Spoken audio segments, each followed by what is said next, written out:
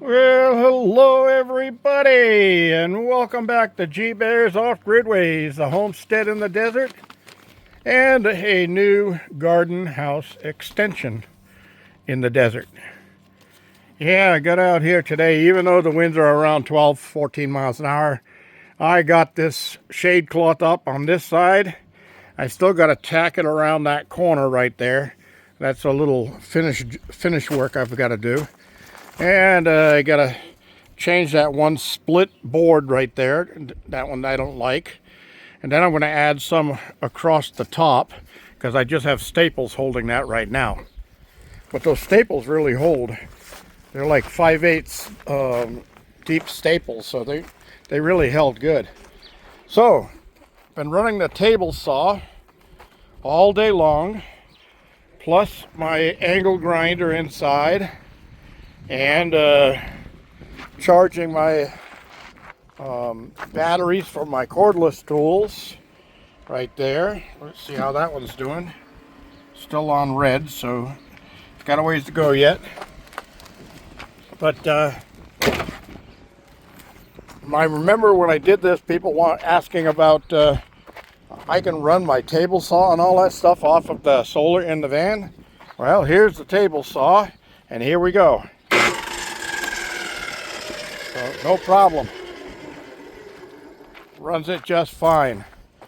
I've been running it all day long, and I got 93% left in my battery right now. So 13.5 right there, 93%. No problem whatsoever. So anyway, I'm going to start cleaning up here now and get ready to feed the dogs and feed myself.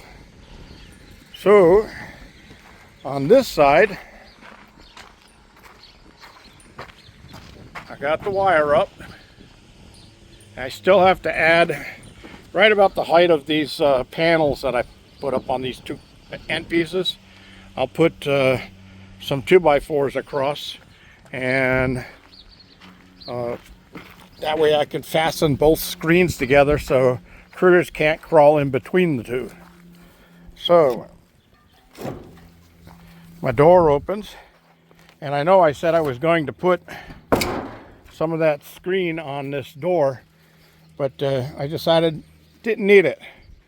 This is pretty open, so the air flows through here pretty darn good. And I doubled it. So I didn't double it because I wanted more shade. I doubled it because I saw those holes in it, and I said, well, I can either cut this whole thing or the whole length of it, or I can just double it up and shoot it on as is. So that's what I did. And that's the excess I cut off out there. The dogs have been laying on that all day long, and they got it all full of tree branches and all kinds of other junk. They think that's their new shady lay down pad. Okay, so got that screen up there, and like I said, right about the level of where these panels are, I'll be putting 2x4s in there so that I have something to fasten them to and not have to worry about them critters crawling up in between them. So all of that screen is gone from that wall over there.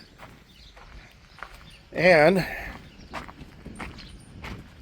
I can take that one 2x4 out. But as soon as I put, let's see the L braces I got right there, that holds this up against the 2x4 so it won't slide out. So I'm going to be putting some flat ones on those two to hold them together. And this 2x4 can come out once I get all of that done. I'm going to put another L up there, but I don't want to do that until I cut this wire off. I don't need that wire hanging down there. So here's a question for you guys out there. Some of you have been with me a long time, all the way from the beginning. So do you remember when I built the original garden house? it actually ended right here at this 4x4, that 2x4 and that 2x4 and that 4x4. That was the end of the wall right there. So I only had that one raised bed in here. And I put up all of that wire on here. That's aviary wire. It's got 1/2-inch openings on it, not the big 3/4 or 1-inch openings. So the birds can't come in.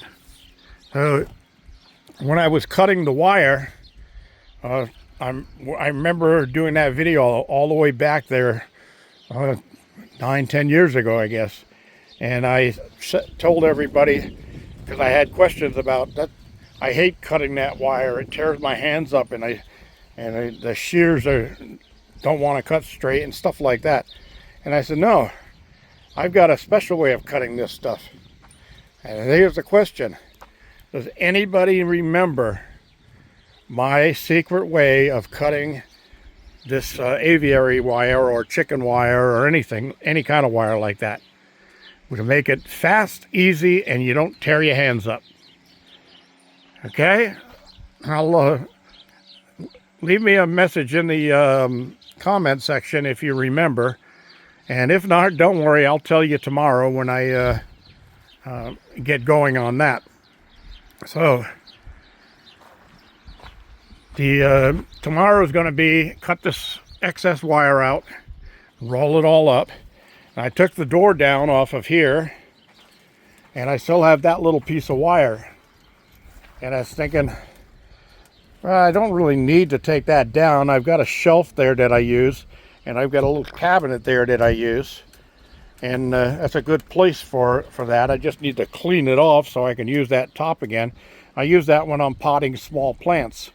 So that and that table over there, and they're both all cluttered up with stuff. So I'm going to get all this stuff straightened out and neatened out, and all of these flower pots, they're all going to get sorted and stored properly. I moved this shelf over here, and you can see I put some of the pots up there on the shelf already. And these are all the screws I just took out of everything that was around here. So I don't know, I may leave that right there and not worry about it. I can walk through here. Got my piano hinge back, so I got a nice 6-foot piano hinge there for another project. Cool. So now I'll come out tomorrow and I'll finish cutting that wire out of there, get that rolled up and out of the way, and I don't have to rush to get all of the cleats on the outside and that stuff. So I've got that one 2x4, this 2x4, and I'll have that 2x4, and I think there's one more around here somewhere, but I'll have like 4 2x4s that I pulled out of here that I can use. So I will use those up for whatever I need in here to extend this thing, because I want to have it nice and open so I can move from one side to the other with the garden hose and that stuff. And I will be putting, my plan is, I dreamt of this the other night. My plan is to put 1/2-inch PVC pipe coming off of the pump, going high all the way across on these 2x. Keep it up high so it's out of the way. But like every 10, 12 feet or so, I'm going to put one of those quick disconnects for garden hoses. Then I'll hit my garden hose with a quick disconnect on it. So instead of having to drag it around like this, because this is what happens, it kinks on me, then I got to shut it off, come back and unkink it. And then I'm walking through here and I trip on this stuff. Not a good plan. So I'm going to put the PVC pipe running through here, and then I can just move the garden hose to wherever I want it, and I don't need a 50-foot hose. I'll get away with a 20-foot hose, or even a 10-foot hose. Yeah, I don't have to go too far with it. So that's another thing. And all this stuff is going to get cleaned up out of here. A lot of that is just trash, needs to go to the dump. So I got a neighbor that goes to the dump quite often with his trailer. and I'll just give him an extra $10 to help pay for his dump fee, and I'll take a load over there in my trailer and unload it into his and get rid of a lot of this stuff, because the plastics are all they just fall apart. You can see they're very brittle. They just crumble. And I'm going to get this all cleaned up in here nicely, and then I'll figure out how to do my raised beds in here, because I want to get the raised beds all the way across this wall here, across that wall by the door, across that wall, and across that wall over there, and then all the way around the outside I can have some fruit trees growing. And if I have them as deep as that panel, and that's got all soil in it, then they can really grow, the roots can really grow down as much as they want. And when I planned this, that area just on the other side of these totes where it has the wood over the top of it, that's my gray water pit. So all my shower water and that stuff goes down there. And the ground under here, you can see the bushes are really green. The ground over here is soaked with water, and it's so soaked that the water is actually probably a foot deep in the bottom of that gray water pit. It stays like that most of the summer too. So the roots will seep down to where that water is seeping through the ground here, and it will give me automatic root watering to my fruit trees. So I figure I don't want to block off this whole wall with leaves and trees and that stuff, but I figure I can probably put 1, 2 nice big trees there, and then train them with a canopy that's over my head, so that the top of the tree is up by that shade cloth. Excuse me, up by that shade cloth, and that will let light come in under the tree. So I'm thinking that might work. I could also do them along that wall and along that wall with the fruit trees, and then just use these planters for short garden plants like tomatoes and things like that. The tomatoes like 6 to 8 hours of sunlight a day, and that's what they'll get against this wall right here. As you can see, the sunlight's in here right now, so the sun is still up, and it'll be up for another 4 or 5 hours, so we'll get plenty of sunlight on here. I've got a little hole to fix in the screen right there, but I have plenty of extra screen. When I cut this off, I'll just weave a new piece in there. That's from one of the water truck guys that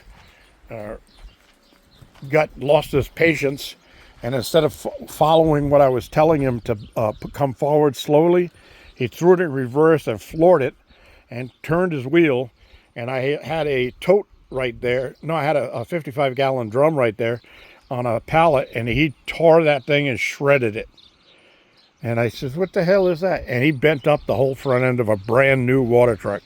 The guy really had anger management problems. So I didn't yell at him or anything. I just shrugged it. And I even went and got my tools out of the shop and straightened out the fender for him so he wouldn't get into trouble with his boss. But that's another story. All right, everybody. Well, that's about it. Dogs are waiting for their supper. Chickens are going to want their feed and their water. So I'm going to go take care of all of that and edit and upload this. Remember, anybody remember how I cut the wire? If not, you'll see me doing it tomorrow. This is G-Bear signing off.